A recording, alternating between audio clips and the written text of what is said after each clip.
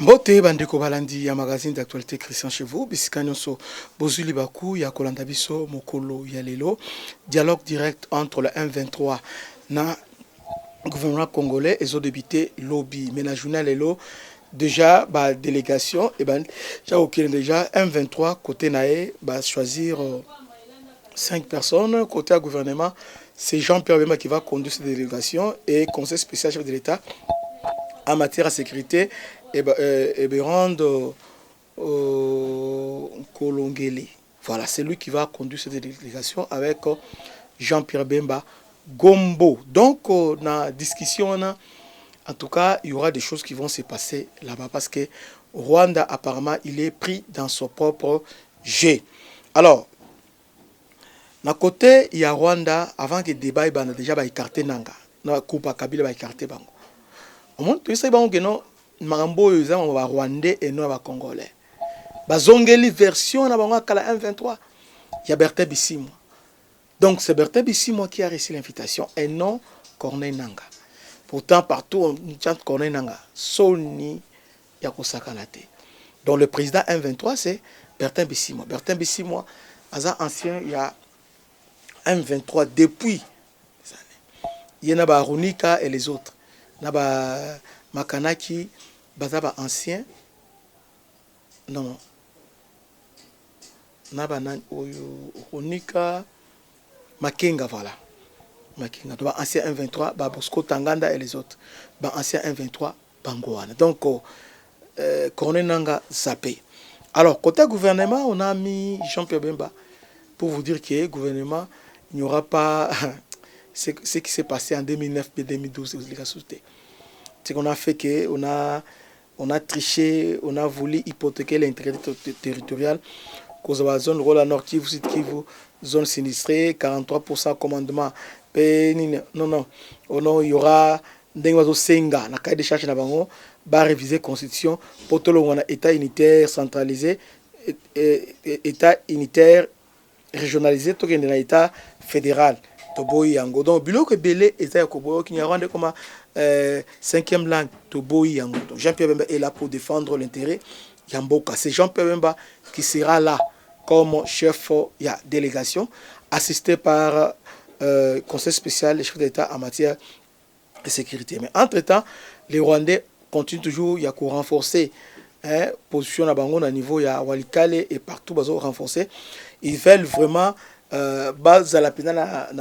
bien positionné pour la pression du gouvernement pour la négociation obtenir gain de cause mais aussi parce que ndengeza la dernière chance na bango oyo pesi bango pour déposer ba armes. Donc les lots na niveau il y a Luanda, le président angolais a ma délégation congolaise pour après d'ailleurs préalable le président angolais préalable il y a gouverneur congolais d'ailleurs pour nini les cas nous se référer à la résolution il y a le conseil de sécurité résolution 2773 conseil de sécurité et le qui intégré territoire RDC il faut la respecter retrait troupes rwandaises sur le sol congolais. Donc on va libérer Bukavu na Goma. Donc après ça va préalable ceux qui va accomplir lobby nini lobby dialogue et bandit.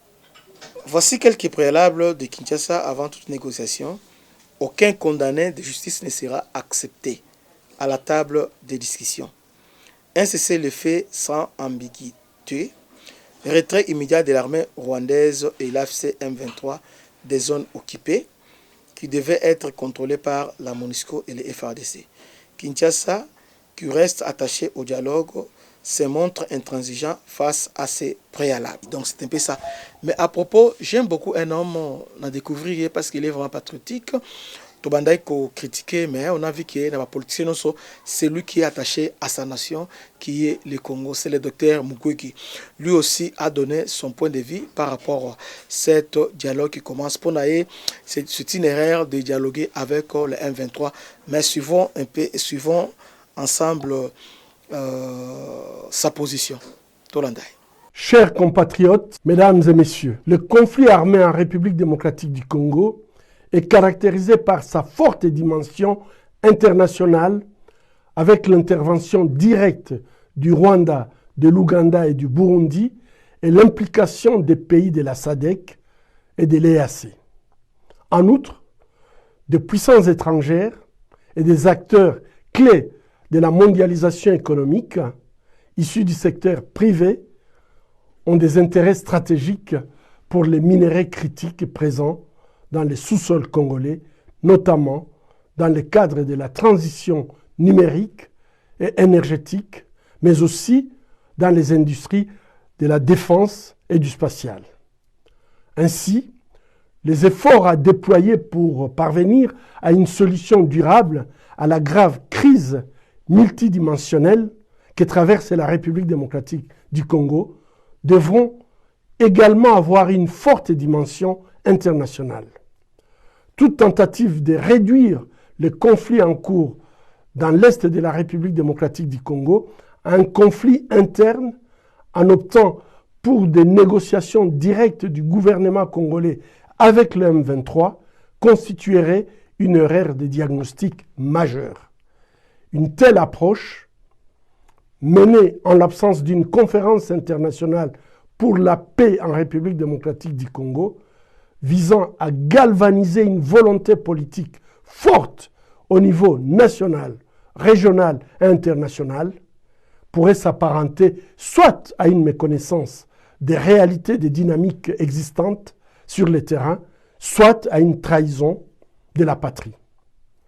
C'est pourquoi nous appelons à la tenue d'une conférence internationale pour la paix en République démocratique du Congo, qui aurait pour objectif de revitaliser l'accord cadre d'Addis Abeba et de créer une plateforme de haut niveau visant à faciliter un dialogue constructif et à la hauteur des défis actuels.